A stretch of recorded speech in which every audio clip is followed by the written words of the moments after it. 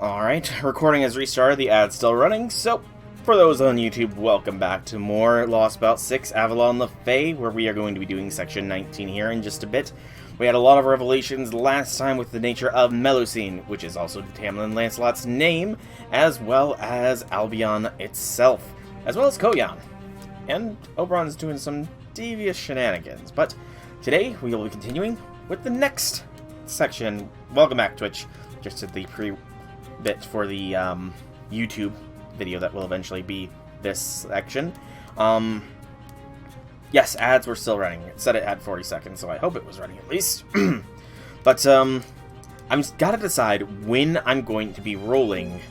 So before I go this, I gotta decide when I'm gonna be rolling on this banner, because it's only gonna be around for 4 more days, and I'm only gonna be streaming today, tomorrow, and Friday.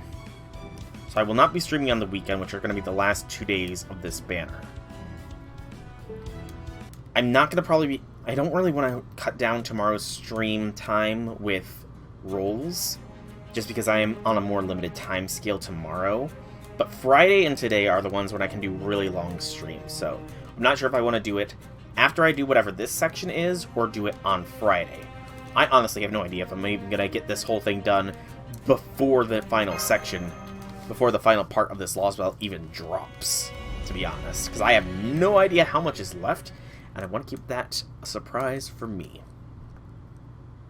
What is your opinion, Mordred? Should I do the rolls today, or should I wait until Friday? Orkney, end of Era 400, after the fall of Londinium. Oh boy. So this is after Londinium fell. What kind of state of mind is Aesik going to be in? Todorot, where did Aesik go? She went to check on the World Tree. I mean, the Tree of Emptiness. She said she's going to wither it until it dies. Then she'll end the Fae era and create a new land. I see. I wish there was something I could do for her, but there isn't. It's all gone. All of it. Everything Aesik, everything we all worked for, destroyed. Just like that. For no reason at all. I guess there really isn't any way left to save Britain. Oh, wow, Matt? Okay, what happened that made Nash say this? That's honestly a shock that Nash would say something like that. Doesn't feel fair that I'm the only one who gets to survive, that I can stay behind in the future. Mash. You got all that wrong, Mash. You're not staying behind in the future. You're going back home to it. Remember, you never belonged to the Fae era in the first place. So it's good that you're going back. Even Aesik said this would wrap up everything nice and neat. That didn't cheer you up? Fine, if you're that worried about it. I'll make you a special promise. A promise that'll prove your coming here to this era wasn't a mistake. A special promise. That's right. You know, I used to be a real jerk before I lost to Aesik. I was violent and selfish, and everyone else in the Wing Clan hated me. I do plan on rolling on Anniversary, yes. Koyan is in the cards to be rolled. Then I joined Aesik and went around Britain beating up bad guys with her. It was a lot of fun and all, but it was also kind of felt like empty. Like there was a big hole in my heart.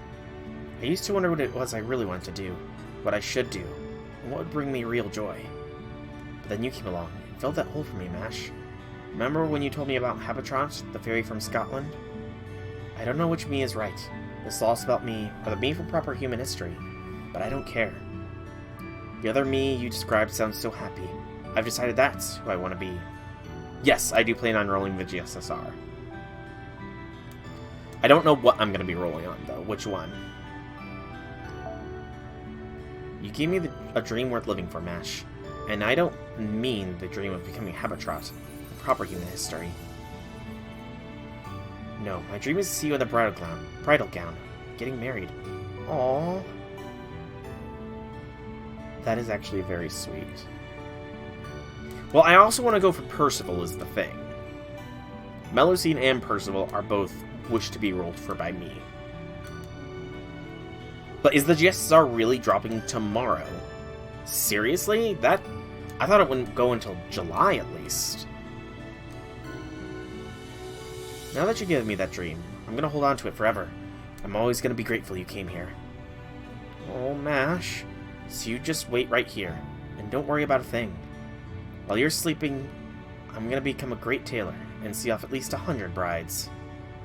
That way, maybe my own little wish will come true, too. I mean, if I can make 100 brides happy, that'll definitely make me become a real grown-up. Right, that's right. Knowing you, Todorot, I'm sure you'll be the best seamstress in the world. Did this, like, just drop this bit of information?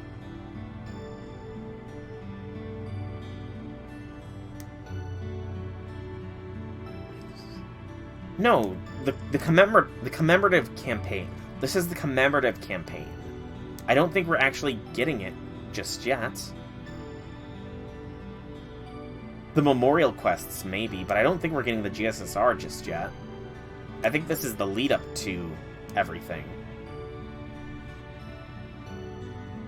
I don't think we're going to get it until the 2nd, honestly. This just feels like the lead-up to it. Right, so there's the promise. It's okay if you forget it as long as you keep waiting here. The next time we meet, I'm going to be able to make a wonderful dress that'll look absolutely smashing on you.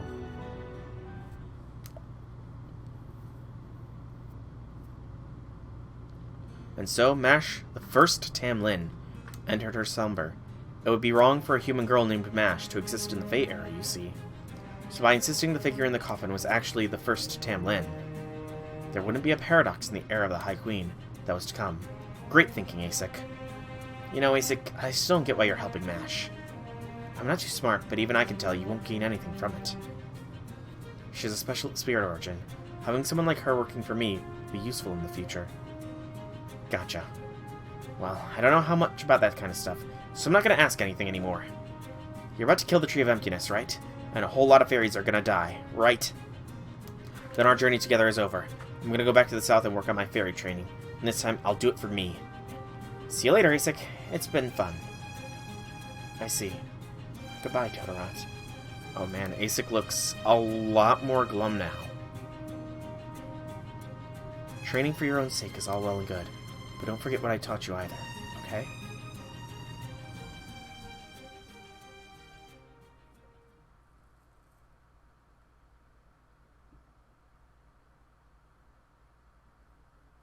So, Asik withers the Tree of Emptiness.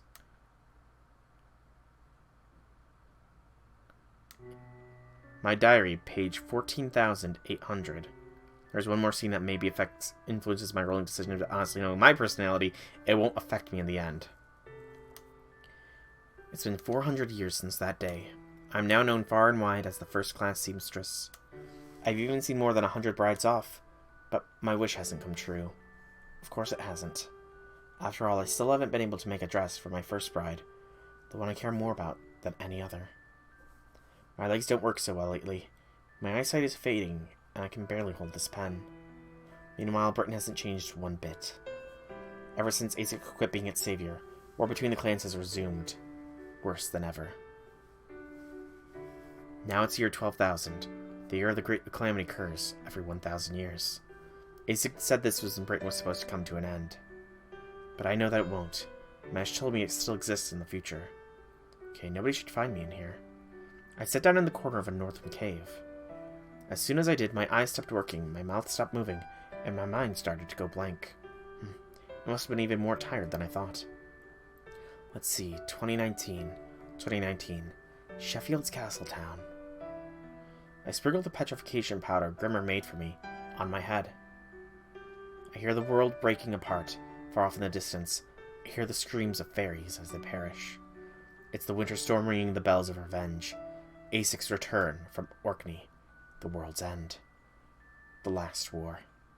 There's no more Uther, no more Round Table, no more Ector, no more Grimmer. I really want to know more about Ector, the Black Knight, as well, but I don't think we'll get that. It's just her, and the War of Winter. Sorry I couldn't be out there with you, Asik, but fighting just takes too much out of me. This is the end of the Fae era, the moment that makes our entire pilgrimage meaningless. The time of Savior vanishes from history and disappears from everyone's memories. So Asik...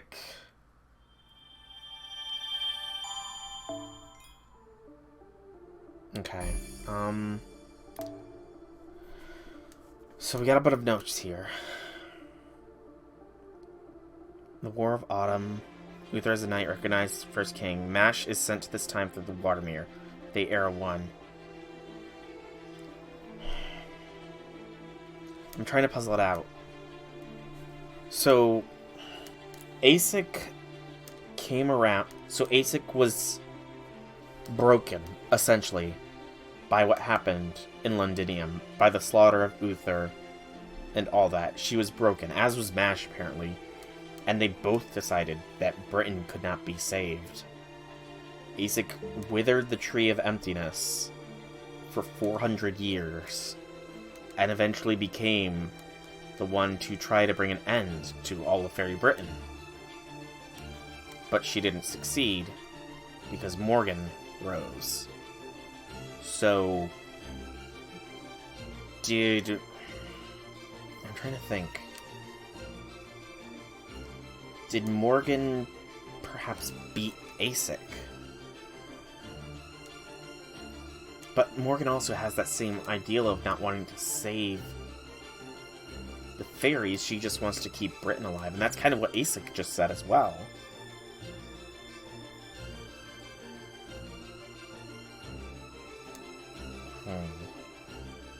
I wonder.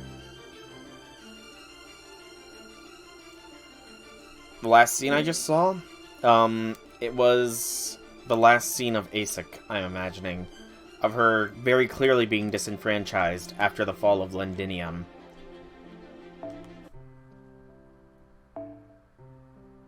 Very clearly. Oh, come on, I don't want to see this. Nope, come on, skip. I didn't mean to click this! This is gonna get me copyrighted! I can't skip this!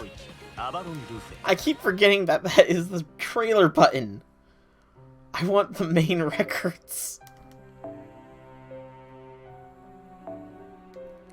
I keep forgetting that's the trailers. See, that was Fragment 9 that I just witnessed. I have a theory, which if my theory is right, that does make Morgan very sympathetic. I mean, it would also contradict the theory I had that Morgan is trapped in Camelot by a sort of inversion. Actually, would it though? It would offer support if the graffiti on the walls of Camelot, which are the spell that seals Merlin away, have been perverted, and that is what's sealing Morgan behind. If my idea that Aesic is Morgan is right. Because she did also say that Mash would be someone useful to work for her in the future. And why would she send Mash to the future if not to serve her? There is, however, another possibility.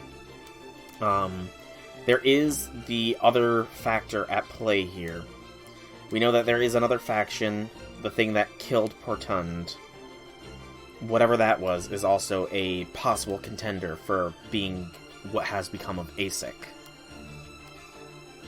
But Aesic, at the end there, and Morgan do have similar sensibilities, so I guess we'll only find out. Section 19.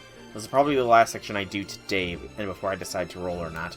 Orkney is 2, 4, 6, 8 arrows long. The first one is no battles, though.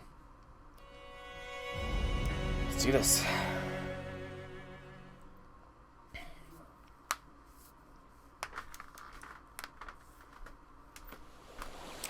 Just that she was put to sleep. About time we made it. So this is the northernmost point in Britain, huh? If this were proper history's Britain, we'd be right around Edinburgh, I'd say. But it looks like this is about as far north as this version Britain goes. I heard it was cold here, but I still wasn't expecting it to be this cold. It never gets anywhere near this chilly in the south. It's not as bad as Russia, at least. Those are Tears of the Rain Clan. They're all that remains of the Rain Clan after it was wiped out in Fae Era 4000. They're a song of grief and admonition to the other clans, and an apology meant for the Fairy of Paradise. Who's the Faerie of Paradise? I want more lore information. I now know, out of character, that Mash is in Orkney. Exactly what it sounds like. A fairy who came from Paradise. Don't worry. It'll all make sense soon. An apology meant for the Faerie of Paradise. Come to think of it, why did the Rain Clan die out? Was it Moors? Northern fairies? Nope. The Wind, Earth, Fang, and Wing clans all joined forces to wipe them out in a single night. Well.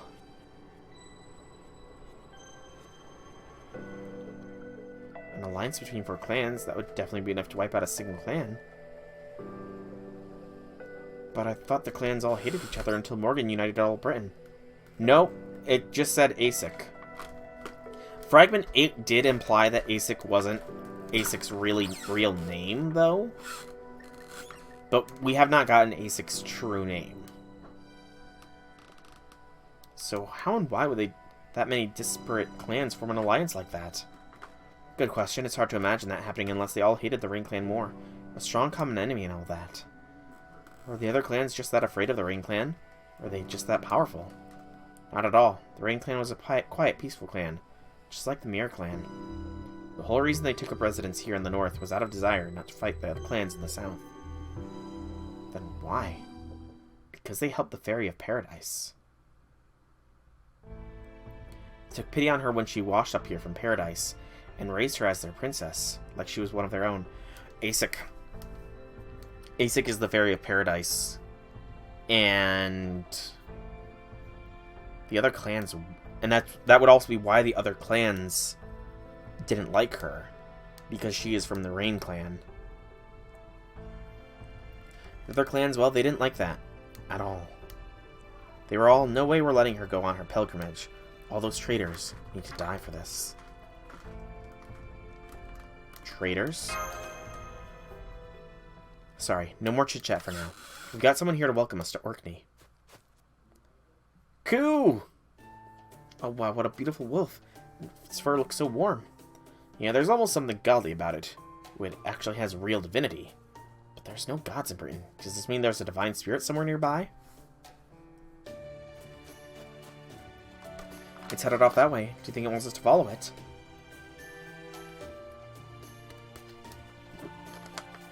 Yep, there's a little boat up ahead that I used myself a long time ago. We can take it up to Orkney. Sorry I had to make a bit of noise there. Don't worry, it's only a 30-minute ride. And once we get there, my adventure will be over. Habit Trot? Why will your adventure be over? Orkney. Looks like we are up against a caster of some sort, as well as a rider. We'll go ahead and bring Rider Vinci and use this squad. Oh, no. We want Muramasa. Sorry, Crotto. Okay. What are we up against?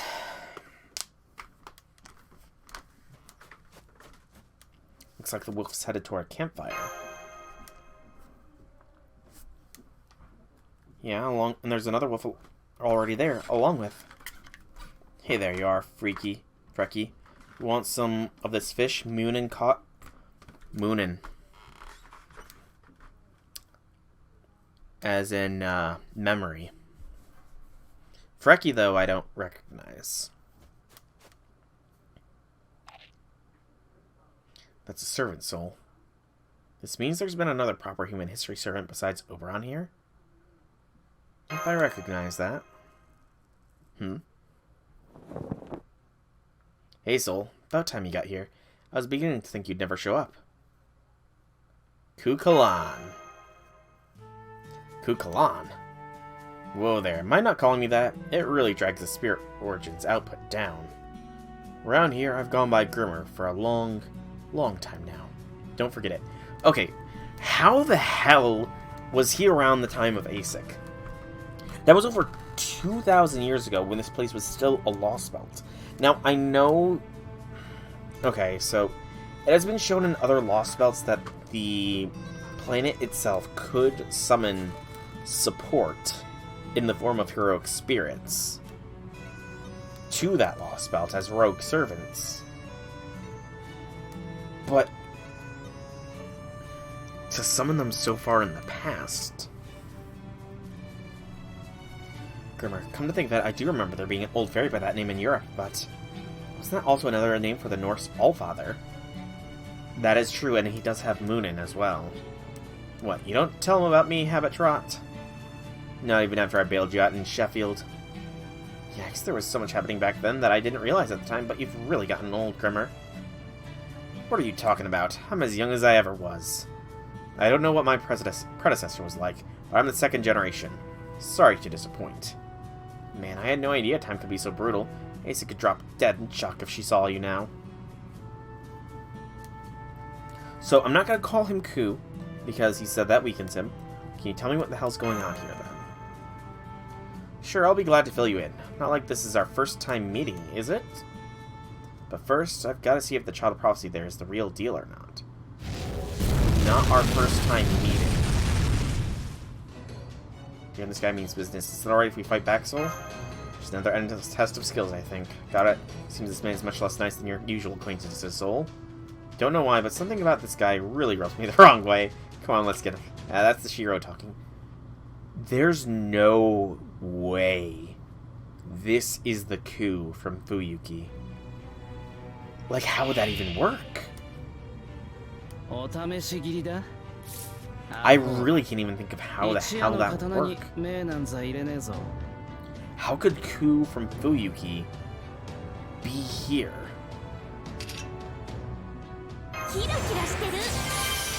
Okay, what do these wolves have? Bree, when HP reaches 0, increase Grimmer the Sage's charge to max. Let's try not to kill the wolves first then, shall we?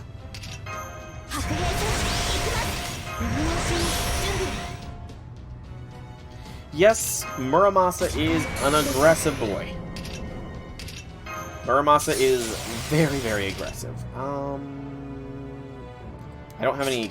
Oh, yeah, I do. Yeah, it's a little bit of a waste to use this. Unless... Do I wanna... You know, I'm gonna do it this way. It's a bit of a waste of some skills, but... And, of course, Muramasa does not take any of... Or takes all of the Great Stars and doesn't leave any for Da Vinci. Sure, Muramasa, be a greedy goose. Also, I don't think we've heard this music before. Like...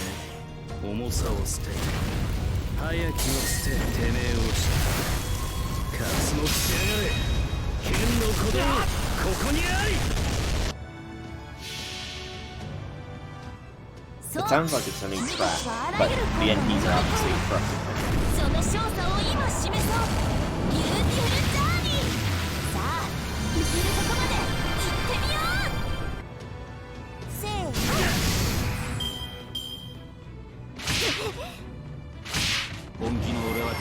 At the waist. Yes. Protection from arrows, of course. And he does target focus. How big is that protection from arrows? It's a straight 3. How long is the target focus? 5 turns. Oh, you dog, Ku. You dog.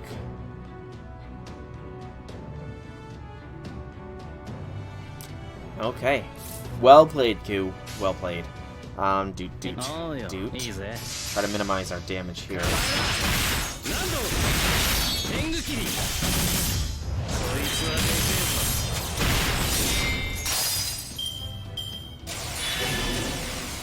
Wait, what just happened? Hold up. What the heck just happened?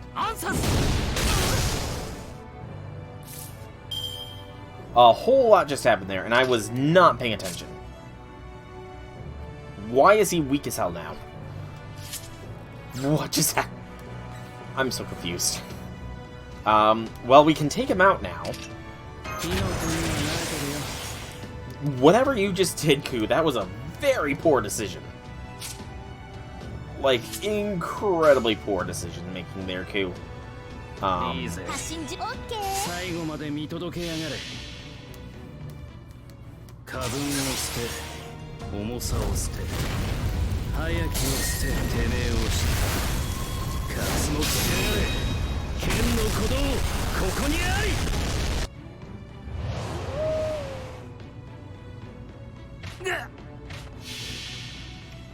Yeah, whatever happened with 2, it happened way too fast. I wasn't paying attention.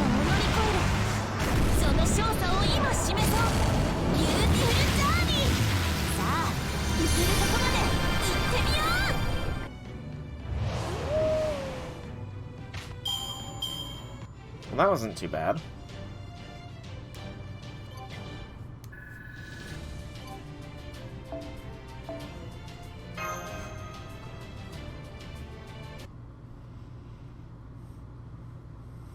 So the Child of Prophecy likes to gang up on heroic spirits she's never met before, huh? Alright, I say how it is. I have nothing to say to a kid who can't even be civil. Go on, get out of here. But you were the one who said to bring it on. Isn't that right, Soul?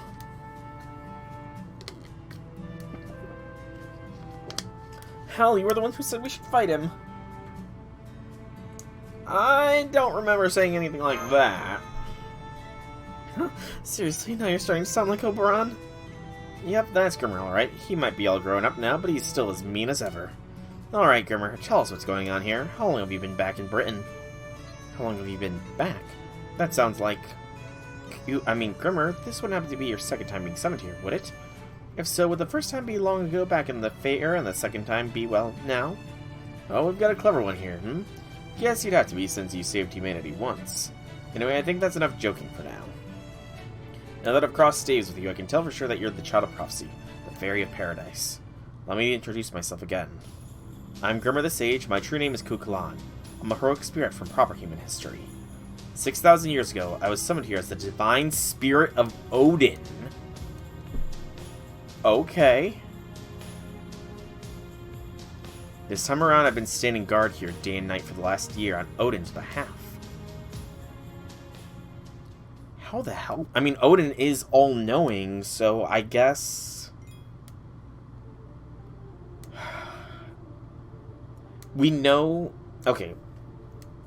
So we know that divine spirits on the proper human history side of things are supporting us.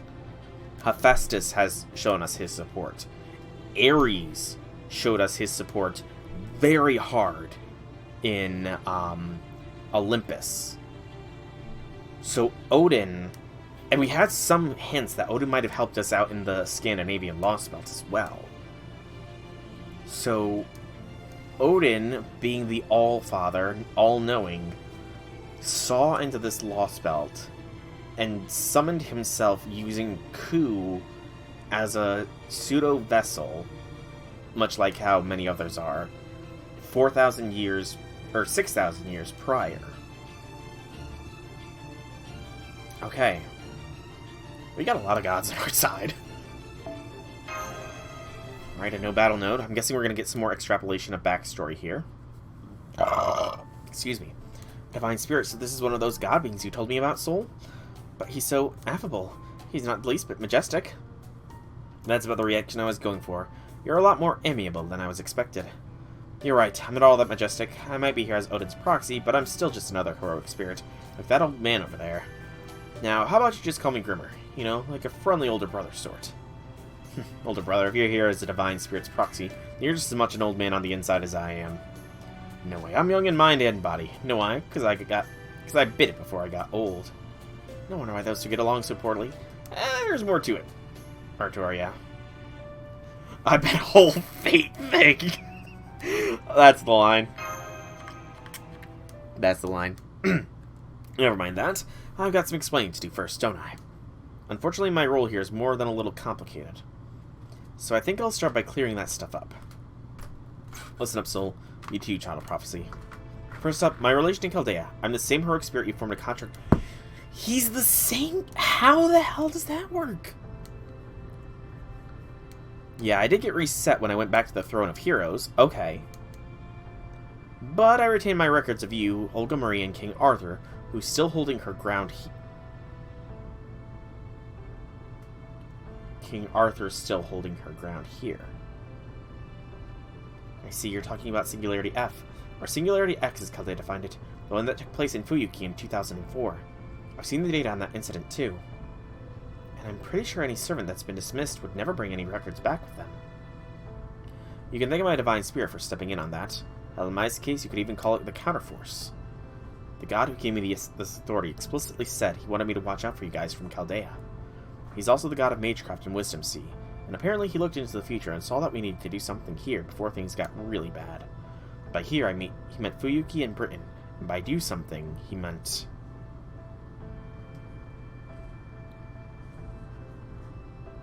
Well, it seems to come down to, in a word, recovery. See, this god had his eye in this Lostbelt for a hell of a long time. A multi-dimensional eye, specifically. He first summoned me here 6,000 years ago to aid the Faerie of Paradise. Asik. That was the first Grimmer the Sage. He was a pseudo-servant possessing a local fairy's body. I remember he was about 14 years old, and he had a sword instead of a staff. Did he now? Well, ain't that something. What kind of kid was he? He was a real brat, always getting in trouble. Asik leaned on him a lot, though. So you and I used to be battle buddies. That's good to hear. Yep, after we parted ways with Asik, the two of us talked a lot. You made that magic powder for me and came up with a plan, then disappeared during the Great Calamity, right?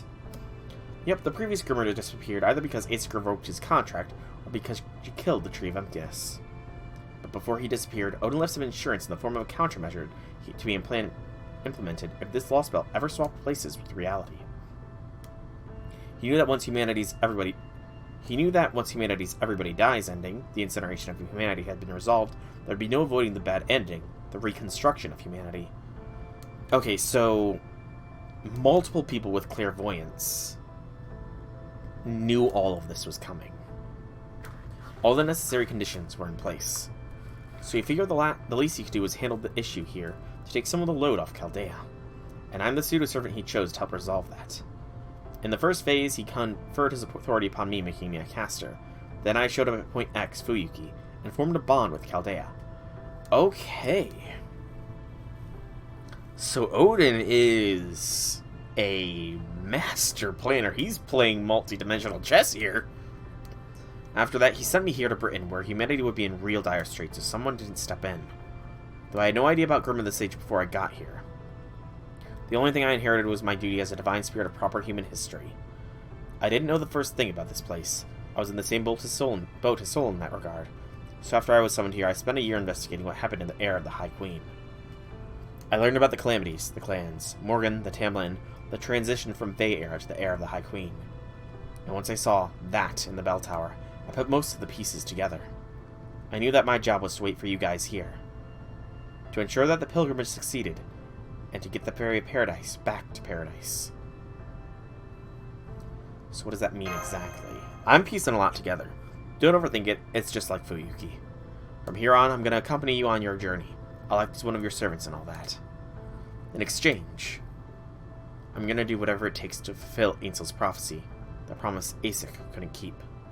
I guess Kidme was too soft to get the job done. That's the job Grimmer the Sage is here to do. So Asik didn't fulfill the prophecy. The prophecy to destroy Britain, I'm guessing. It's an awfully roundabout way of summoning a servant to help, but I'm glad to have you on board, Grimmer the Sage. First off, we'd love to hear what you know about the Fae era and the era of the High Queen, but before that, you don't gotta tell me. You're here looking for the Shield Girl, right? You're more worried about your trusted partner's safety than about fixing humanity. I know it's not very sagely, but personally, I couldn't agree more with that stance. Besides, I'm sure she knows way more about the Fae era than I do, so you may as well hear it from her instead. Are you sure about this? Hey, our goals are basically the same. All you gotta do is help me with mine. So you know where Mash is. Then does that mean... Yep, she's by the Belt of Pilgrimage. See that broken down castle over there? The bell tower is right at the top.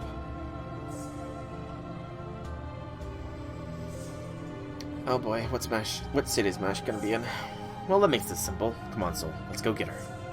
Unfortunately, it's not that simple. We gotta do some real nasty things to get past between here and there.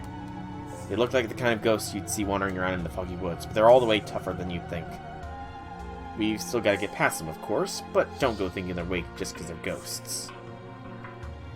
In fact, if things go wrong, you might find these creatures to be much harder to fight than any other enemy you've faced so far. Oh boy, what are we up against? Rulers. Oh, shit.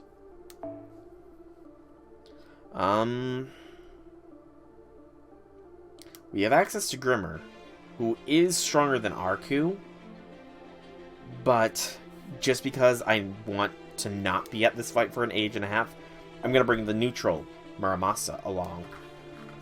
And then my Muramasa will be swapped out with the new servant I have just gained access to in this Lostbelt. Kukalan, caster. Nowhere near as strong as Grimmer, but he will do. Beyond that, though, we will go ahead bring Arthur Squirtoria, as well as Zerkerlot. We'll do Aerial Drive on you. Sumo on... Oh, can't do that. That's way too expensive. I'm getting too rich for my blood here. I guess this will be fine then. Actually, let's be smart. If push comes to shove, Lancelot's going to be more useful. Alright, let's go! See what kind of ruler we're up against. I swear if it's a single ruler, I'm going to be so pissed. One. Okay. Concentrated formation. This is kind of creepy sounding. There's no real noise. This has got to be like one of the creepiest tracks. You think my team is overkill? I want a Brave Chain with Muramasa.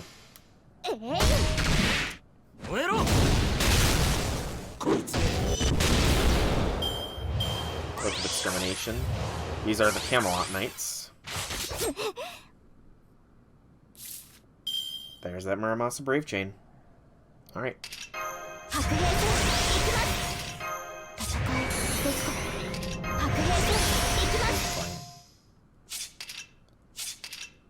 I should have checked to see if the Odin Q Grimmer had anything special going for him.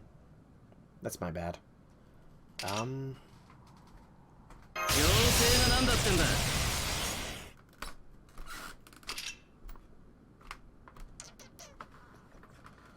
Yeah, that's fine. It's only one wave, so we should probably go all in.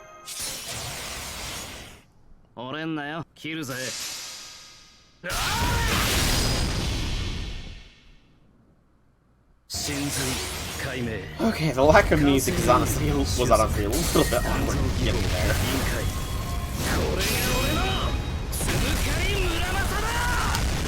Okay.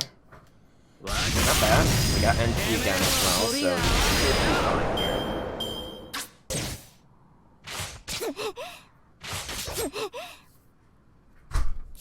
And we even got another Brave Chain, so we'll focus this one down now. Yeah.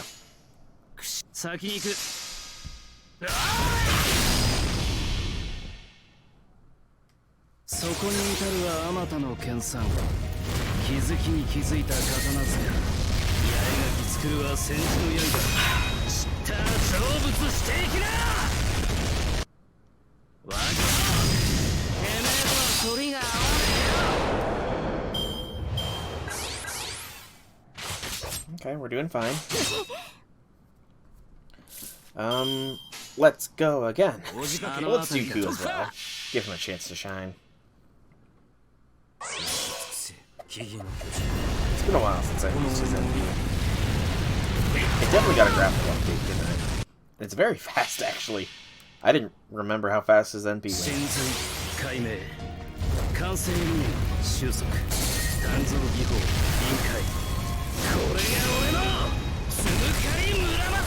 And I agree, this team was a little bit overkill, wasn't it? That wasn't that bad.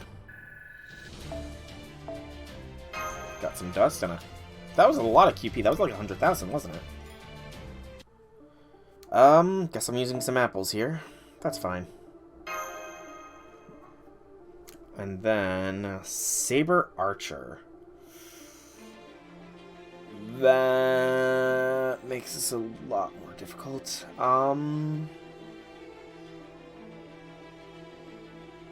Neutral damage. Although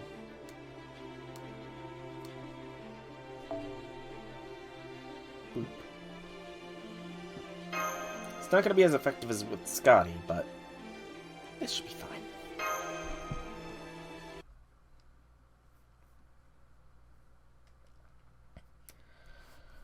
Those ghosts were knights. Don't be hasty. The bell tower's not going anywhere. We need to take it nice and slow through this fog if we're going to stick together. Hey, Grimmer. We've covered enough ground by now that we ought to be at the bell tower. Hell, we just went up a big staircase a little while ago, so why are these things...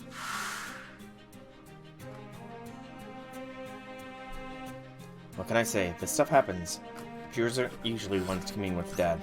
But what the hell? They're asking you if you're qualified. Looks like they really don't want you going on ahead. What do you say, Soul? Want to wait here until the fog clears up? No, I don't see that happening. Okay, so... Grimmer also said that Artoria is waiting for us here, too. She must have been turned... Somehow, some way, Artoria was summoned here and turned into the Bells of Pilgrimage. Because I have been saying that Castoria is getting a resonance effect, much like Shiro did with Emiya after ringing the bells, so... You heard the man, gents. We appreciate your warning, but you needn't have bothered. What are you guys still doing here, anyway? Souls are supposed to reincarnate. Here, how about we help speed that along?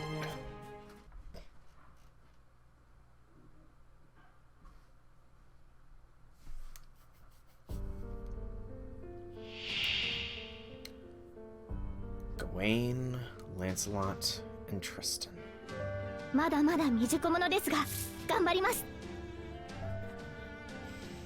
This is... I'm glad it's not just no music now, at least.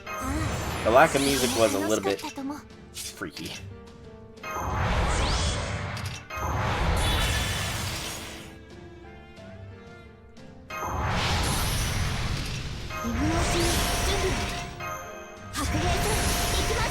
They all have something too. Splendid technique, running water, increased crit strength and crit hit rate during critical attacks. Oh, they all have different things, because these are minuses and that was a plus on Lancelot. Stalwart technique, Scorching Tower, decreased resistance against Buster for a single enemy during Buster attacks, as well as Buster effectiveness. And Tristan, Shaving Scales, decreased defense for a single enemy during normal attacks, and ignore defense for yourself. Okay.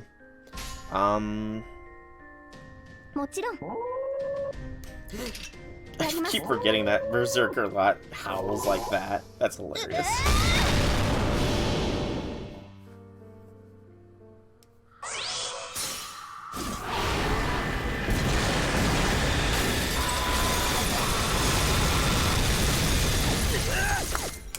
That was not as hard hitting as I would have liked to see.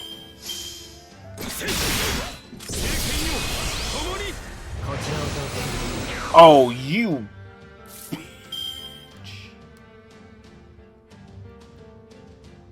Oh. Tristan, you dog.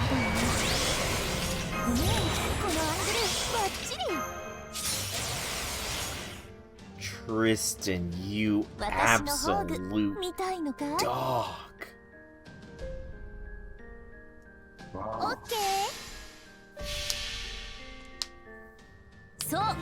He hit the nail right on the head. Like, holy cow, that was surgical strike.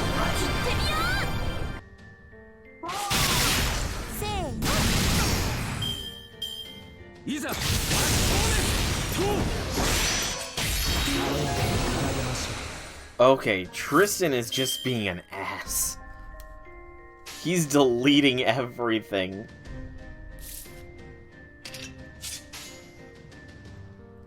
That means he needs to die. Once is a coincidence. Or once is an accident. Twice is a coincidence. 3 times he's out to get me. Let's get him first.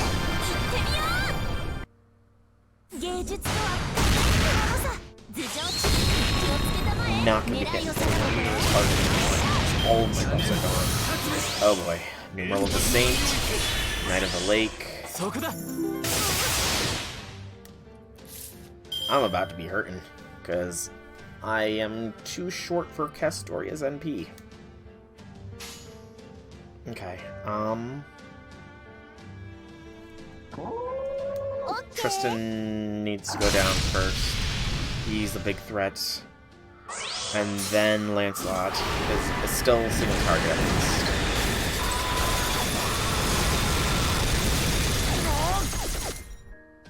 Damn, I was hoping beyond hopes that we would kill Tristan there, and then I could have used Da Vinci's 100% crit on Lancelot here, but not happened. There goes Castoria! Deleted. And here's Gawain. We got Ku. Not that it's gonna do us too much good.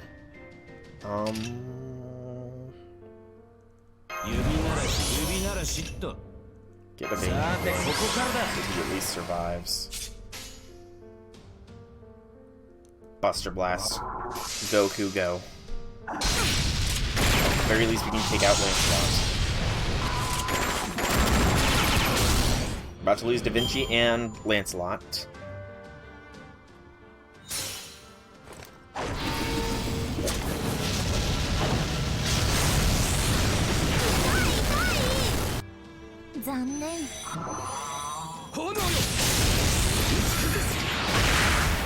But we have the backup. And what backup it is.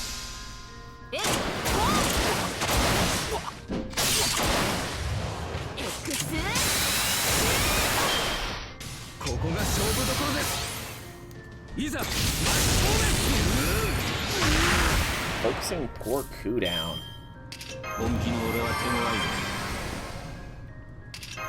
But I think this is game set match here.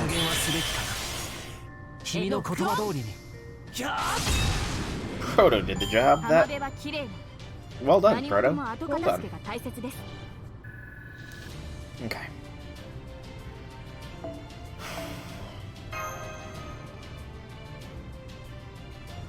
Wasn't too bad. Another battle node. Yep. Apples. Form your heart immediately before the battle begins. Yes.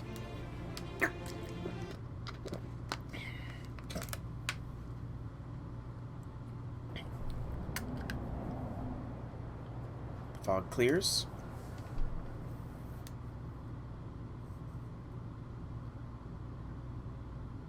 The bell. Made it to the top. There's the bell tower, just like Grimmer said, and over there. She's frozen.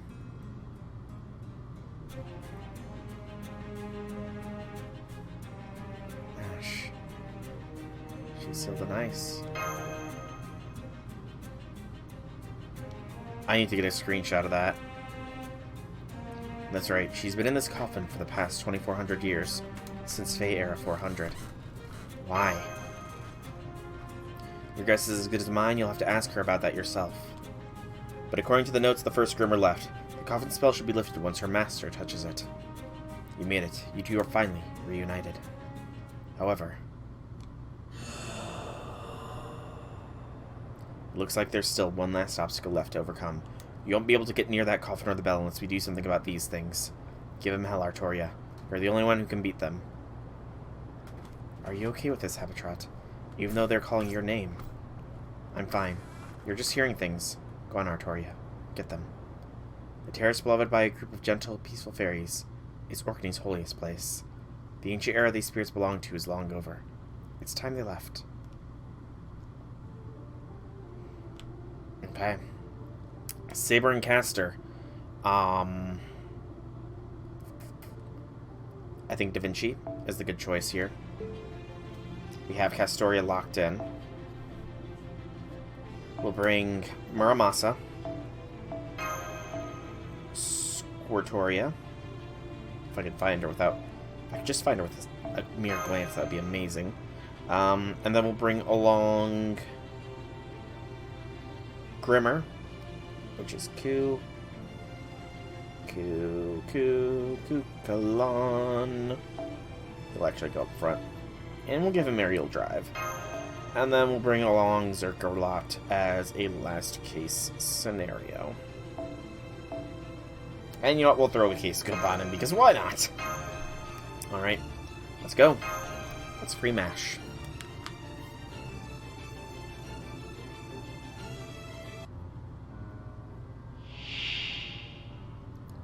Knight of Londinium and Savior. 大丈夫。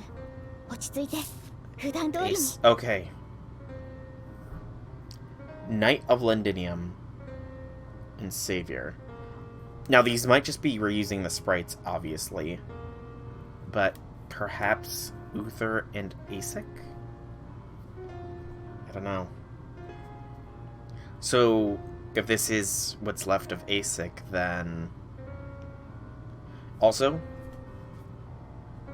I love that they have MASH in the background, frozen in that icy flower. That is so cool. Alright, what do we got skills-wise? Ideal King, increases attack for yourself during normal attacks, and Savior, Charisma of Hope 3 turns whenever you're on the field. Okay. How do I want to deal with this?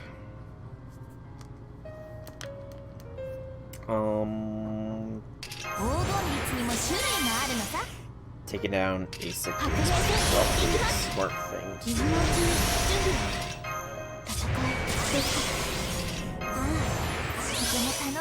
I just wish I had more stars available to me. And we'll go ahead and throw that on Giving Shield. Okay. And Brave Chain it up.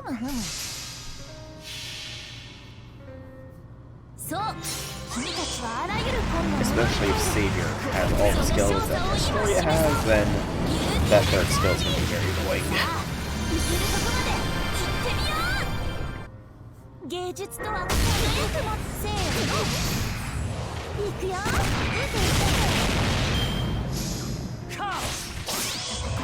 That's another lake.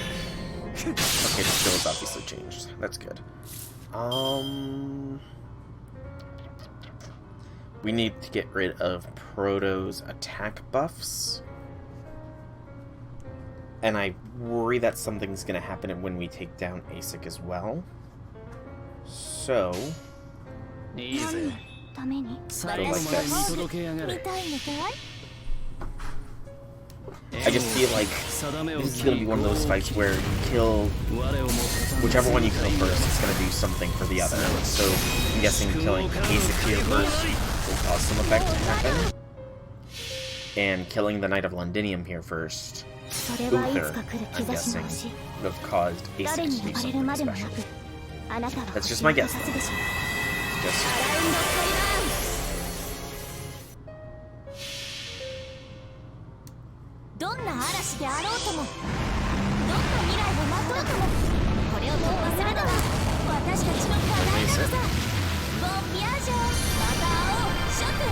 Of course, we're getting overkill. Oh, we're not getting overgauge.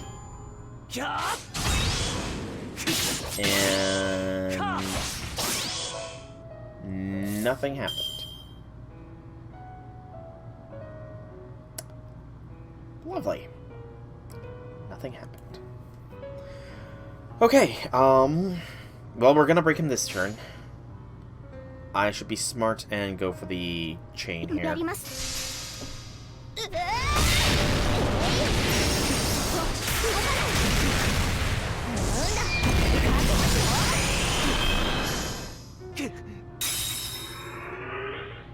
Final Knight. Full charge in an attack boost. Well, I'm glad that I still have some invincibility. I guess it didn't matter when I used Castoria's Envy, I used it at the right time. Yay me. Pat myself on the back. Job well done.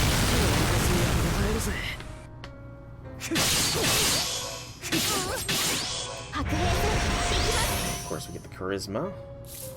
And now we just start blasting.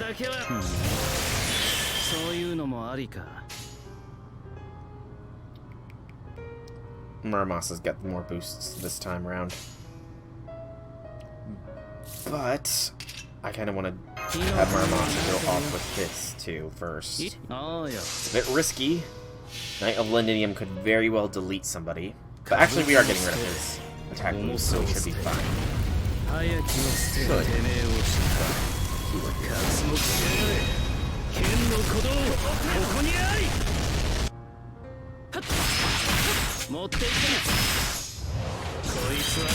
Muramasa's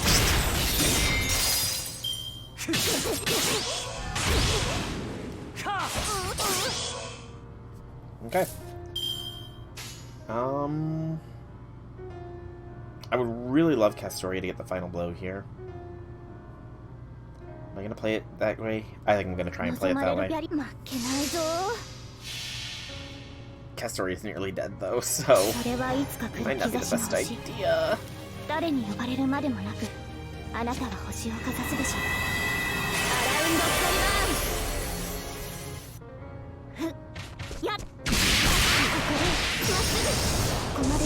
Doing it anyways.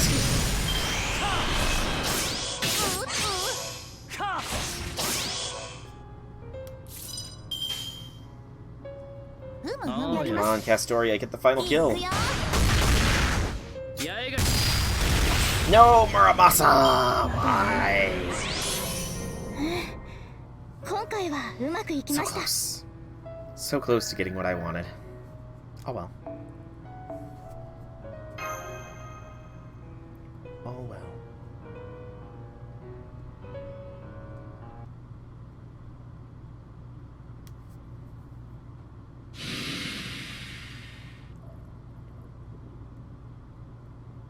Poor Habitrot.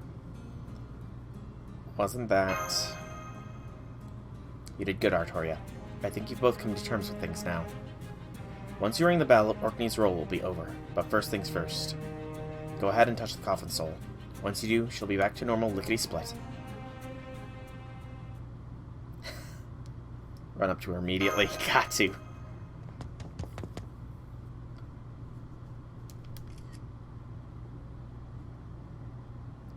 Picture perfect screenshot.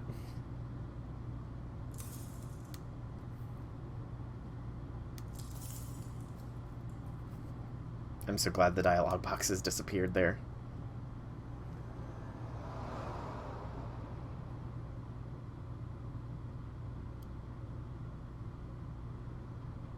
Oh, you cliffhanger, you. They would, of course, leave us on a cliffhanger, wouldn't they? Another no battle note, okay.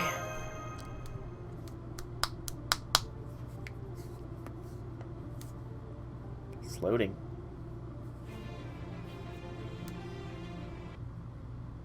So we're gonna get a lot of story here, aren't we? Oh.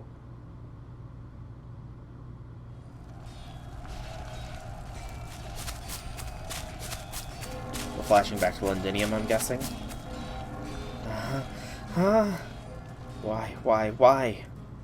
This was supposed to be the greatest day in Britain's history. Everything was supposed to change for the better. But they killed Uther. They slaughtered my entire round table. Like they were just trash. They asked the world of us. They thought the world of Uther. But now they've poisoned him. They were too afraid to even face him. Cowards. Uther, talk to me. Uther, say something, please. Say anything, just open your eyes. I never let failure stop me. I've kept trying all these thousands of years. Am I doomed to failure too? Is it still not enough? Am I not enough? Is it not? Can I not save Britain? Is there no Britain that can be mine? Peace. Equality. I never should have tried for either. How dare they? How dare they? I'll never forgive them. Ever.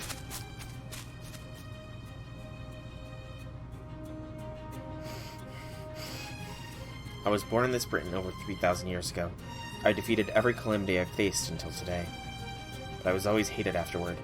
Never praised. Never loved. Then one day, I awoke from the lace of so many hibernations I'd been forced to undergo to hide from the fairies. I finally understood. My enmity wasn't just the calamities. It was the fairies of Britain as well. They were pure and innocent in the truest sense. They enjoyed both good and evil things alike, without losing that purity or innocence. They are, at their core, no different than those loathsome humans who drove me from Britain. So I crushed every possible source of malice, vested interests, discrimination, oppression, envy, mockery, all of it. I tore up every weed to prevent malice from taking root, and with their knowledge and consent.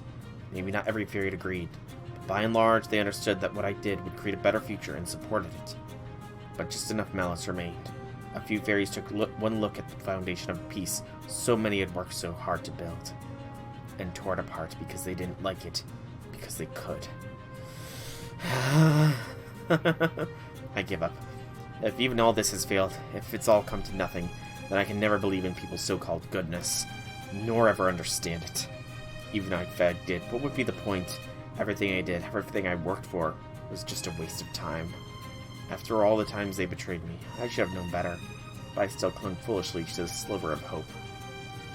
Now, because I wasted my time caring about something so utterly absurd, I failed yet again. If my intent is to keep Britain alive, if that's what I want, then I was a fool to think being its savior was the way to accomplish it. No more. I will find another way. A better way. That's it. I won't deliver the fairy's absolution. I won't deliver salvation.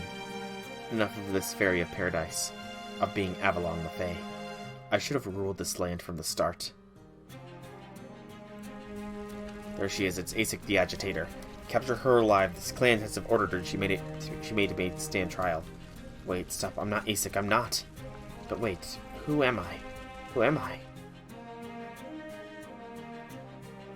I heard a fairy screaming in the distance. She wasn't me. She was the one who sold out the clan heads. I used my magecraft to erase her memories and make her look like me. Ooh. Once again, everyone will believe Aesic the Savior is dead. This time, she won't come back. But I concern myself with the calamities. I can't be bothered to stop every little act of destruction.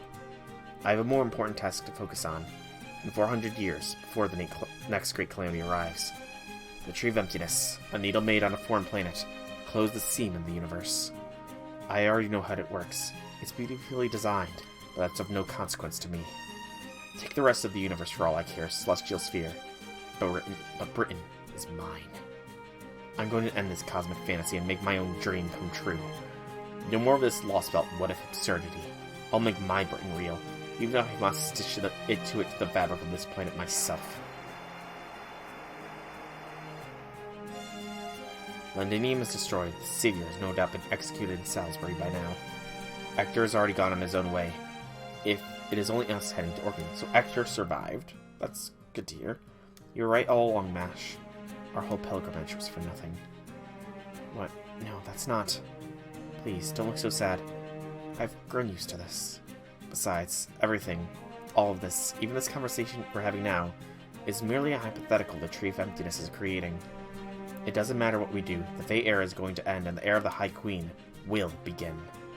Aesic's failure was probably inevitable. I just couldn't handle the way things ended, that's all. Aesic. Londinium is destroyed, Aesic is executed, and the first of the Tamlin goes to Orkney, along with her coffin. That's how the Savior's tale ended in the era of the High Queen you came from. So we need to make sure that that's exactly how things turn out, or there will be paradoxes when you wake up. The Fae era will last for 400 years more, then in its 12,000th year. The next great calamity will destroy everything, and the era of the High Queen will begin without the Tree of Emptiness. Once the era of the High Queen begins, you'll be unable to act as Mash until after the calamity of Norwich in 2019. If you do anything at all as Mash, the world will see you as a paradox from the Fae era, and erase you. I see, so the moment I was sent into the Fae era with the Watermere, I was bound to live out the rest of my life in it. And to get back to the time I came from, I need to be an excited quantum coffin. That's right, even though we know how ray-shifting works, we can't travel through space-time without a coffin. That is probably exactly why Morgan only sends calamities back in time for the Fae era. The Fae era can tolerate a few inconsistencies as long as the era of the High Queen remains intact. Nothing else matters to her. I doubt she cares at all about the suffering the calamities she sends back to the Fae era will cause. Besides, to be perfectly honest, I knew how this was going to turn out.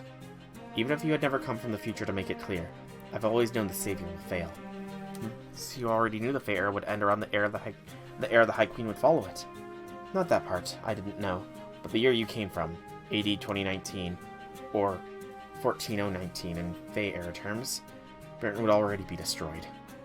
That's what happened in the first Lostbelt Britain, the real one. But I didn't like that. So I came to the Fae era from the future like you. From my perspective, this has always been the second version of this world. Okay. So Aesic is Morgan. The Morgan that Barrow summoned. Though now that you're here, I suppose you could call it the third. The third. Okay, so Beryl summoned Morgan in an empty Faerie Britain. Morgan didn't like Faerie Britain being empty, so she sent herself back in time to around 4,000 years before the era of the High Queen as Aesic.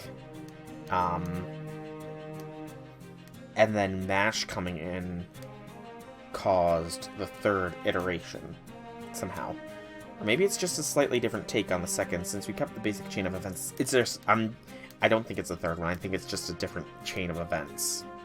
Or is how it always was be. What was shall be, what is shall be. Can I ask you something? Does that mean your real name is... Okay, it looks like Todorot found us a small boat. Come on, let's go, MASH.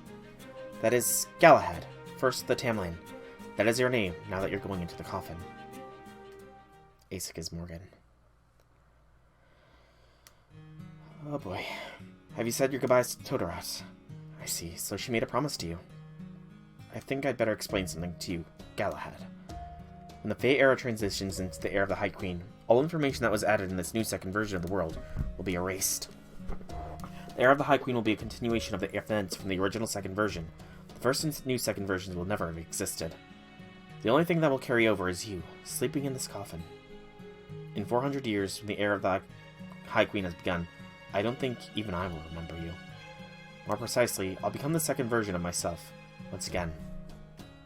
So if a fairy were to try and bring memories from this new second version into the era of the High Queen, then the world would perceive that fairy as a foreign element, a being who was never part of the second version's Fae era. You mean, it'll be as though she never existed in history. I'll do my best to prevent that from happening. As long as no one perceives the contradiction in this history, she should still be able to exist. It's no trouble. I already intended to have you forget everything I'm about to tell you, for as long as you remain in Britain anyway. Listen to me closely, Galahad. I'm about to tell you now is for after you wake up from your slumber. If you and Chaldea should succeed at excising Morgan's Faerie Britain, then the battle that awaits you in the next Lostbelt will be the same as the one I face. It'll be a battle to make peace with your own heart, a battle to understand life itself. As good as your reasons to fight have been, you've lacked the will to do so. You may not have been aware of it, but you've been thinking of power to hurt others, to hurt the world, as something bad. Consequently, you've been running from it. But everyone has the ability to cause harm, and there is responsibility that comes with it.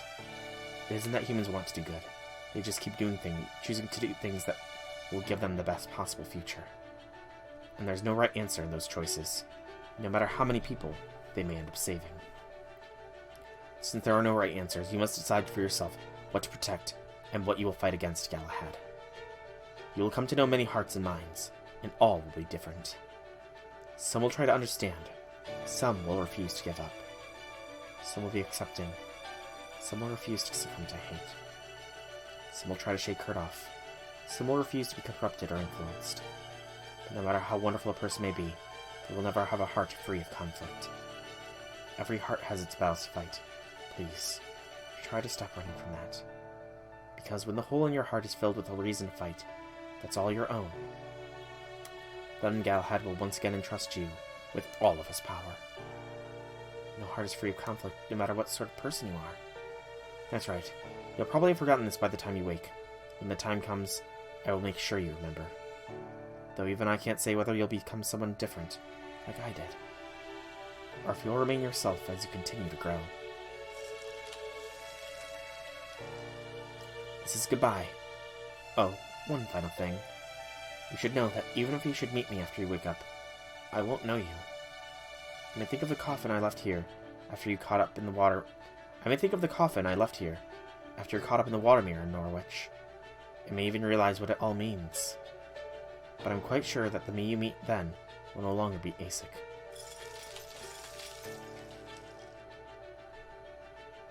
Thank you so much for everything, Aesic. Even if you knew how things were going to turn out, I still think your journey did the name Savior justice. Well, sure, we gave it all we had, didn't we? Farewell, brave knight of the future. In light of your achievements, I'll let you in on a secret. Aesic the Savior isn't my real name. My adoptive mother gave it to me after Orkney was destroyed. My true name is Morgan. I'm Avalon the Fae, the fairy of paradise who washed up here from the planet's inner sea to save Britain. I'm also King Arthur's archenemy, the witch who destroyed all of Britain in proper human history. That is the name of this Lostbelt's king who awaits you in the distant future, the one Chaldea must defeat.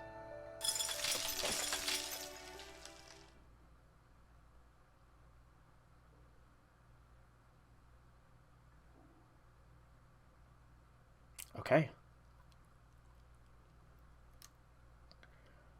The script has been flipped. Morgan is now...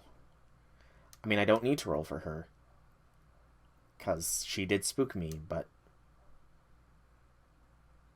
Morgan is worth it. She suffered a lot. And she's grown a lot, too. She may not remember everything that she interacted with MASH, but she remembered all the trials and tribulations, and the current her we see is the result of 4,000 years of suffering.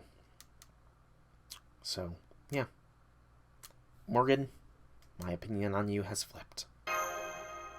The ice is breaking.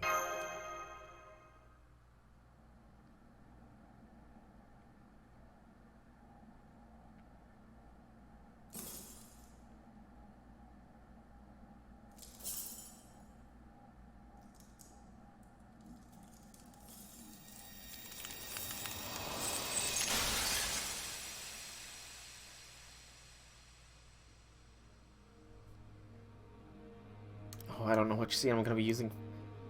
Oh, she's crying. Is she crying? Looks like she's crying.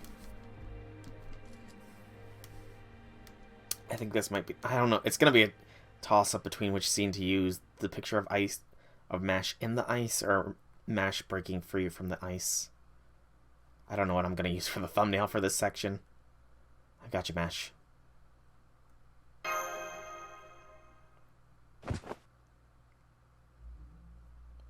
Is this Orkney? I think I was just told something very important. Are you awake?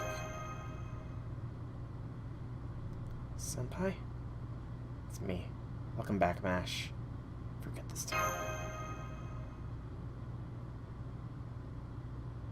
Right. I'm back, Senpai. I've been on a very, very long journey. There are so many things I want to tell you. There's Sheffield, the Fae era, and... Isaac the Savior, the one who sent me back here.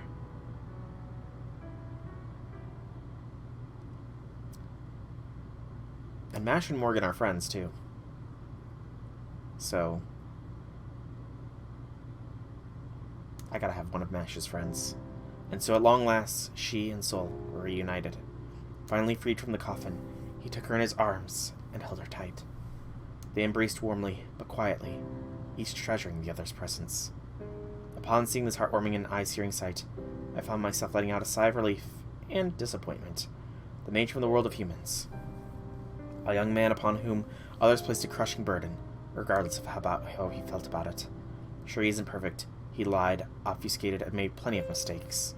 But it was also abundantly clear that he was doing his best to hide his dissatisfaction, no matter how much he tried to cover it up. That's why I couldn't help but come with him all this way. But now I can see he has a true friend, one he really cares about. That's great. It makes sense, really. He would never have made it this far if he hadn't put his trust in others. Of course, I should have known that he and I were nothing alike. Whose thoughts were that? It's kind of morbid if that's Castoria's thoughts, I will say. I'm hoping it might be Muramasa, though. Because if that's Castoria's thoughts, that's really morbid for her. But no battles for the final final arrow of Section 19. This has been a very, very massive section. So much implications, so much revelations. The script has been flipped. Morgan is desired. I'm going to be, after this, I'm going to go and read her summoning line as well. Sum it up. There have been 2 iterations of the Fae heiress. Isaac the Savior has been alive for 6,000 years, and she's also actually Queen Morgan. And while Aesik wasn't capable of it, as Queen Morgan, she's able to reshift things. Finally, Aesik also referred to herself as the Faerie of Paradise. Does any of that help? Definitely, if nothing else, I now have a pretty good idea of how that era of the High Queen, that is the current era of Faerie Britain, came about. You do? I didn't get it at all. My only thought after hearing all that was, I guess Japan isn't the only island nation whose people had nothing better to do than fight each other. Believe me, that's got nothing to do with being islands. It's pretty much the same in Europe. Wherever there are territorial, religious, and/or class differences, you're going to get war. That said, since an island nation obviously doesn't have to worry about invaders as much thanks to its lack of adjoining lands, that warfare does inevitably end up being waged among its own people. But even so, there's something off about this Britain. Sure, it had more than its share of problems, like the lack of land, lack of humans, and different ethnic groups taking up residence in the form of the Northern Fairies. But even so, they should have been able to put aside their differences and to come together as a nation sooner. And yet, it sounded like there were no end of war, all during the Fae era, no matter how many times the Savior smoothed things over. Do you know what the cause of that constant discord was, Soul? The Faerie of Paradise. Castoria. That's right, the Faerie of Paradise, Avalon, the Fae. In addition to the clan's turf war, their main dispute was what to do about her. Their opinions were split right down the middle. But before we get into that, I think we'd better clear up what exactly the Faerie of Paradise is. Isn't that right, Artoria? Go on, then. It's about time you told them the duty you've known since... No, the duty you were given when you were born. You don't have to be that hard on her. You mean I didn't tell you already? That's weird. Guess it slipped my mind. Okay, I can tell you now then. It's not like it's any big secret after all. As you can probably guess from the name, the Faerie of Paradise is the fairy that was sent here from Avalon, the planet's inner sea. The duty part, though, that's a little vague. When I was born, I heard a voice telling me, venture into Britain and right its wrongs. That's it. That's all I got. I think it must have been the same for my predecessor, the Fairy of the Lake. Apparently, the Faerie of Paradise is a star seed that washed up on Earth's surface from Paradise. Hello, Metal Tempura. It has been a while indeed. It has been a while. I honestly cannot say when the last time you spoke was, and if you changed your name either. You might have changed your name. Megumin. Yes, I have seen you. I've seen you so much as well. Are you not the one who has their message as Tamlin Lysithia? I feel like you have that on your message. Yep, that's you. It has been quite a while since you've been in stream. But how be things? It has been a while. I just went through a lot of revelations in this Lostbelt. So many revelations, so many servants are now on the desire to roll for list that it's wild.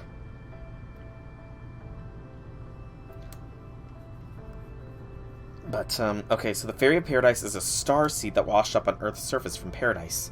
If she's lucky enough to take root on the surface, then she becomes an infant of sorts, and keeps growing like a human until she reaches her mature form. Most fairies seem to either love her or hate her for that. Morgan must have been the star seed when she washed up on Orkney all those years ago. The Rain Clan's leader then raised her as a daughter, which ultimately led to Orkney being destroyed. In my case, I guess I first washed up in the Lake District. I'm guessing I first washed up in the Lake District, after which the Mir Clan leader threw me out to sea. Wow. That's sad. Oh, we got a child of prophecy here. A fairy of Avalon. Throw her out to sea. That's sad. It was probably sheer luck that the fairies of Tentangle found and rescued me. So the Faerie of Paradise is the enemy. Why, though? Well, yes, but not all of them. If nothing else, the head of the Rain Clan raised Morgan like she was her own daughter. Though that also led to the other clans putting aside their differences just to wipe them out. It's the upper-class fairies with the most prominent bloodlines who most hate and fear the Faerie of Paradise. And that's because she wasn't born in Britain? That's right, the Faerie of Paradise may be a fairy, but she's not a British fairy. Wow, that is some I'm gonna just say it, that is massive form of racism. That is massively racist. As far as the clans are concerned, both Morgan and Artoria are invaders from a foreign land. Well, more specifically, they see them as the Isle's rightful heirs. The Rain clan heard the voice of Paradise and decided to follow the Faerie Paradise. They believed Morgan was truly meant to be the Isle's king. For them, the pilgrimage was probably a ritual meant to return Britain to its rightful king. But the other clans, Wind, Earth, Fang, and Wing, refused to accept that. Instead, they all banded together to destroy the Rain clan and their hometown of Orkney. Right, that's the fall of Orkney that took place in Fae Era 4000. I'm starting to lean towards that, Mordred. I'm starting to lean towards that. But Metal Tempura, how have things been? How have things been? It has been, like you said, it has been a while. Obviously, you got your Tamlin Lysithea, as I've seen, but has there been anybody else you've been really going hard for, or are going to be going hard for, amongst the servants that are coming out this year? But the Faerie Paradise survived that attack and began a journey to save Britain under the name Aesic. I mean, MASH is on that cart, so I'm gonna probably be joining that as well, but I mean, there's so many good fairies, too, that it's kind of sad that the bad outweighs the good. Yep, that was probably the key point. And I mean, I can't even say bad either, because Aesic Morgan said it best, that the fairies are innocent and pure, but to a fault. They are innocent and pure so much so that they are willing to, quite literally, they can be good and evil and not be corrupted. That's just wild. This is, I don't know, there's a lot to take away from this. Very philosophical this Lostbelt is getting, which is good. I like it when the Lostbelts get philosophical. It makes you think. You're going for Koyan and Oberon. You need to unlock the stupidly powerful Melusine build where she can farm. She's a Lancer. How the heck can she farm sabers? But I am at least going for those two as well. I'm also going to be rolling for Barghest when she comes back around. And I do know this much. I don't know what their name is, but I know that around December, we are getting 2 servants that look fairly interesting along the same time as the Tunguska thing, which honestly I was unable to avoid that. So I know Tunguska is going to be the end of Koyan's story. I don't know how, I don't know why, but I don't know their names. All I know is that the cat girl, I guess, looks like she's got a dragon, and I like dragons, so I'm going to go for dragons. And Tai Gong Wang, I'm going to be completely honest, he looks so much like Itachi Uchiha from Naruto that I have to roll for him just because Itachi is awesome. Just like looking at the initial thing you get of him, he looks so much like it. And I just instantly drew that connection, and I've got to roll for him, you know? That was probably the key point. How do you mean?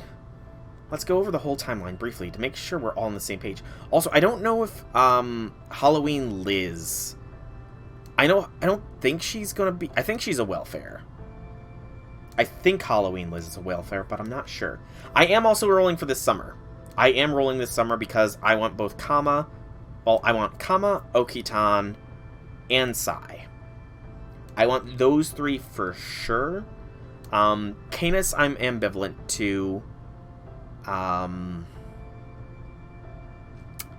Charlotte will be interesting. And I can't remember who the other one was off the top of my head. Well, that's the thing, though, Mordred. I can have more Saint Cords if I need to. Plus, I don't really need to hurt. I'm not really hurting for the Morgan. I just need to roll for Barghest. Maybe Baoban. I'm not sure on her just yet. But I will probably be rolling for Melusine and Percival today, after this section is done. But let's go over the whole timeline briefly to make sure we're all on the same page. I hope you don't mind, Artoria, but it'll make things easier for us if we use the BC method of counting. 12,000 BC.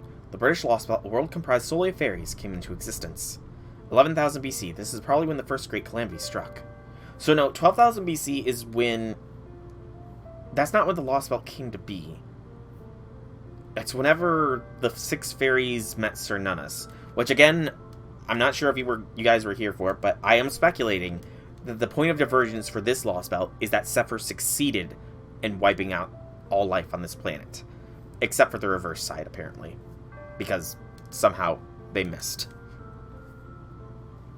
6000 BC. Britain's landmass grows out to about as far as what we call Scotland. The southern fairies encounter the northern fairies, who have been living off the woods formed on Albion's remains, and the War of Spring begins.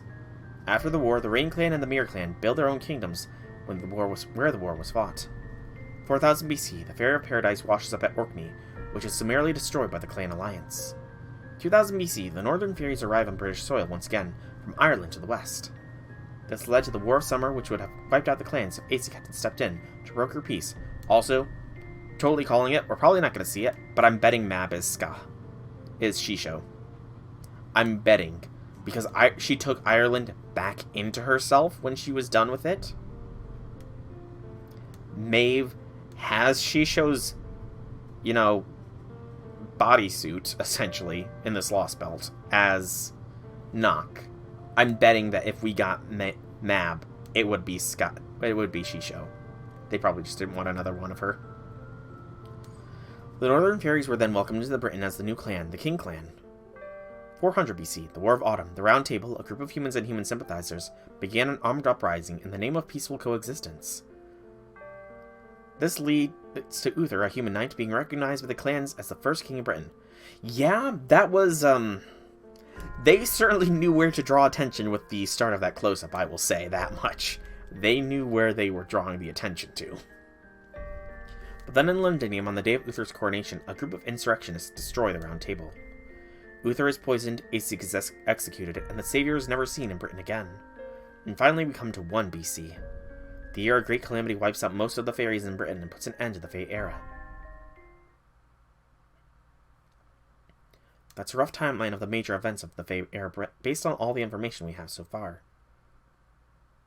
So, what's the key point you mentioned? What else? The point where the timeline diverges into a first and second version. In the first version, the original timeline, the Faerie of Paradise must have been killed in Orkney during the massacre in 4000 BC. In that timeline, Britain experienced a number of catastrophes, and in 1 BC, it ultimately became a completely dead wasteland. Okay, so there may have still been a few straggling survivors, but the land would never again gain the numbers it needed to flourish as a seed. I'd guess that for the next 2,000 years or so, it became a vast wasteland where lower-class fairies were just barely able to eke out substance-level existence with nothing in the way of civilization. But if the Faerie of Paradise survives the attack in 4000 BC, then we get Faerie Britain we know now, huh? Gotcha, so she really is protecting Britain, at least technically. That's right, over 90% of the fairy population was wiped out by the Great Calamity of 1 BC. That's when the debt they incurred at Londinium finally caught up to them. It all happened on an unprecedented scale. There was the Calamity of the Beast, which devoured the fairy cities, and the Calamity of the Flame, which razed everything to the ground. Beast and Flame, that's what is, that's the Moors pool that we fought in there. So, Albion. Did Albion destroy everything? According to the first Grimmer's notes, they are the 2 calamities that ended British Lostbelt. However, we still don't know how she did it, but it was after that all went down that Morgan began a new era. Honestly, Maeve has been growing more as a character, so I'm liking Maeve more and more. She has grown much from her time in the American Singularity. She must have used a spell powerful enough to wither the whole damn Tree of Emptiness. That was when she stopped the British Lostbelt from ending there, and revived it as Faerie Britain. Yep, when she did, the fairies who'd nearly been driven to extinction came back as their next generation successors. And just a few months later, things were back to normal with the clans at each other's throats again. That was when an invader appeared, one that had all the fairies quaking in their boots. She came from Orkney, Britain's long-forgotten north, and storms came with her. Once again, the fairies banded together to try and kill her, but she was far stronger than all of them combined. And so the invader dominated all of Britain's fairies, herself, and built the castle of Camelot beside the pit as a sign of her dominance. That invader was Morgan, and the war was her invasion. Her invasion began was the War of Winter. It's the event that ushered in the first year of the era of the High Queen, or 1 AD in proper human history.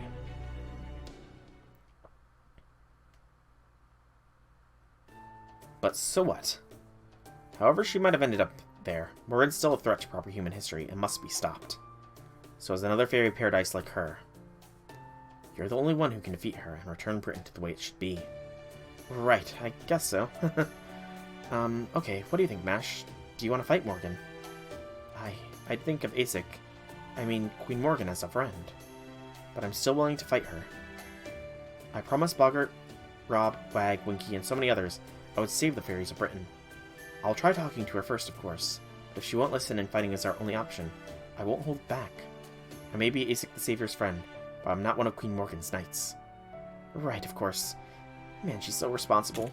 Are you done talking now? Then hurry up and ring the bell so we can get back to Britain already. I don't know about you guys, but I've had enough of this cold. Plus, the others are probably worried about us. He looked like an NFT. I honestly hate his guts completely for what he was going to attempt to do with Mash. And for the briefest moment before he died, he was lower than She Who Shall Not Be Named. And She Who Shall Not Be Named regained her name for that brief period of time. But sadly, the hate can only last as long as he lives. And he does not live anymore. Habitrot is here too, Mash. Oh, I'm sorry, I didn't catch your name. Habitrot, was it? You must be one of the fairies who's been helping Senpai out on this journey here. It's a pleasure to meet you. Oh no. Mash. Thanks, but you really don't have to be so formal. I'm kind of just along for... No. Oh. Oh, that's heartbreaking.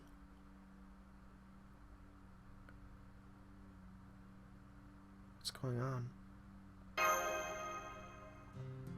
What's there to say? This is how it is. I mean, when did I say she and I were friends, or even acquaintances? I'm just a guide, that's all. And now that my job's done, I can go back to taking it easy. I mean, Sharita just kind of showed up out of nowhere. And even though you've been great about keeping soul spirits up, we never did learn much about you. So why did you do all this? And how do you already know Grimmer? Oh, he and I met a long time ago, right, Grimmer? This was all part of your plan, wasn't it? Yeah, I guess so. I probably did plan all this. Nice job, Habitrot. Now everything's wrapped up nice and neat.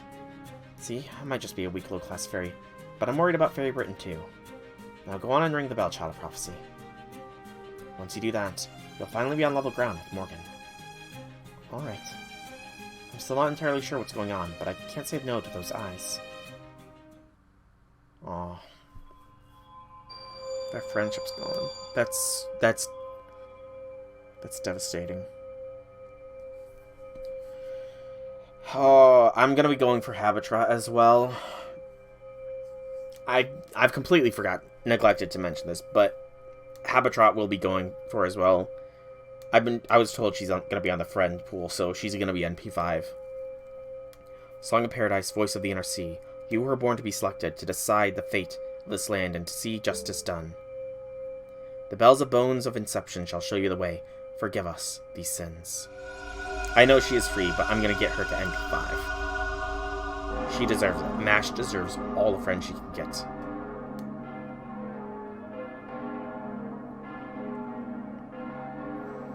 That's a good point. It depends on when that rerun is, though.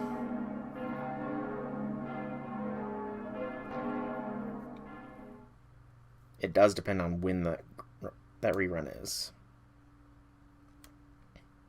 September? That's not too bad. Made it back to the mainland before sunset. Then I take it we're headed to Edinburgh next, like we discussed in Orkney. Yep, we gotta go talk to Nock. Last time she wouldn't even give us the time of day. But now Arturi is the leader of the Round Table Army, and she's rung 4 of the bells of pilgrimage. Between that and the fact that she and Nock are old friends, she could be more than willing to negotiate with us. And I do think that, Maeve being here was required. Right, Artoria? Wait, are we at the Ashen Shore? Something on your mind? Oh, I see, we already made it back. I guess I zoned out. So did the bell ring like it's supposed to? Am I any different now? Don't worry, the bell rang nice and loud and your spirit origin is definitely stronger. You might still be no match for Morgan, but no ordinary Faerie stands a chance against you anymore. Yep, Noct shouldn't have any issue with forming an alliance with us now. So let's march right up to Edinburgh and get this anti-Queen coalition underway. Poor Morgan suffered a tragedy, though. An anti-Queen coalition, huh? Sure, if Noct were willing to join us, we'd have enough of an army to give us a fighting chance. But Queen Morgan's been protecting Britain all in all for 2,000 years, right? 6. I honestly don't know if I can even look someone that amazing in the eye. I really hope I can do this. 6,000 years Morgan suffered trying to first... I mean, I'll give her this. If she is the Morgan from proper human history as well. And for 3,600 years, she was willing to endure so much hell just to try and make it work. To try and have humans and fairies alike have a paradise. And she almost succeeded before the fairies ripped it all out from under her. At the moment of her triumph, the fairies took away what she nearly achieved her dream. And not even her dream. The Morgan from proper human history wanted to be queen of Camelot, to be the ruler of Britain. And she was willing to give that up. For 3,600 years, she toiled to make just peace a possibility, suffering all along the way. And when she nearly succeeded, she just snapped. And honestly, who wouldn't blame her for snapping in that case? But Morgan is definitely to be rolled for. Well, I already got her, but gotta be thankful for that spook on tickets. Oh! Random. Castercoo's Disengage C has turned into At the Lake EX. So now it also increases attack and applies Sacrifice for the World Tree, a state that applies Guts one time and increases NP when Guts is activated, and offer yourself as sacrifice. That's what he did in that fight. Okay, that's pretty cool. But that is Section 19 done. Section 20 is available, but I'm not going to be doing that today. In fact, I'm going to really quickly, because I'm trying to keep my word as best I can. I'm going to go, not here. I need to go to Formation, Spirit Origin list. She's still down here towards the bottom. Morgan. I haven't got her yet, Mordred.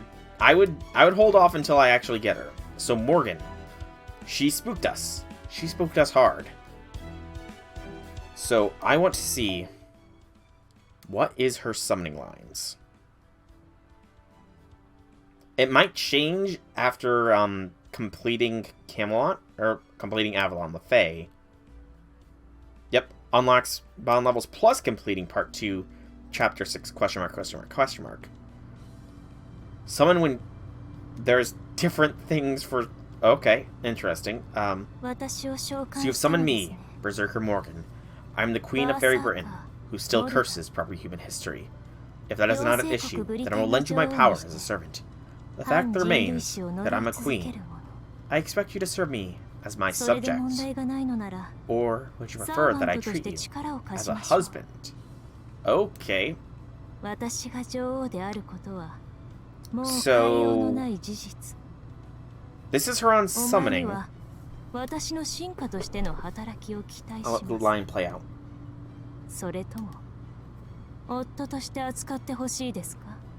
I'm guessing the female protagonist one is wife. So, this is her on summoning. So, from what I gather from this line, she will not see us as the superior. Oh, she's calling us in a mocking tone. Gotcha. So she refuses to be our inferior, or she doesn't see us as her superior.